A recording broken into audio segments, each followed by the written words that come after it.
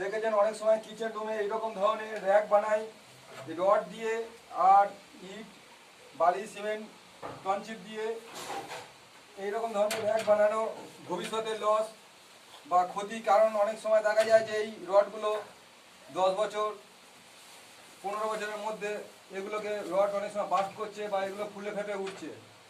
দেখুন এই একটা র্যাক, এখন এটাকে ভেঙে বাদ দেওয়া হচ্ছে এবং এটাও ফের ভাঙা হবে, এখানে ডেকোরেশন হবে। এখানে আমরা যদি ব্ল্যাক স্টোন ব্যবহার করি, ব্ল্যাক স্টোনের বর্তমান দাম অ্যাপক্স 43, 44, 45 থেকে হাইস্ট হলো 48 এবং মোটা মোটা ব্ল্যাক স্টোন পাওয়া যায়। সেটা দিয়ে যদি আমরা করি সেক্ষেত্রে আমাদের লংজিভিটিও বেশি থাকবে, দেখতেও ভালো হবে। তাই আমরা এই পুরনো ওল্ড মডেলের যে সিস্টেমটা, এতে রাজমিস্ত্রি সিমেন্ট বালি এবং রড ধরে যে খরচ হয় আশা করা যায় সেই সমতুল্য খরচ আরও খুব সুন্দর জিনিস হবে। তাই আমরা আমাদের ব্ল্যাক স্টোন দিয়ে কিচেন রুম ডেকোরেশন করা লাভদায়ক। এইরকম ধরনের র্যাক বানানো হিসেব মতো লসে রান করবে এবং এর লংজিভিটি অতটা হবে না, যেটা ব্ল্যাক স্টোনের ক্ষেত্রে হবে এবং অত সুন্দরও দেখতেও হবে না।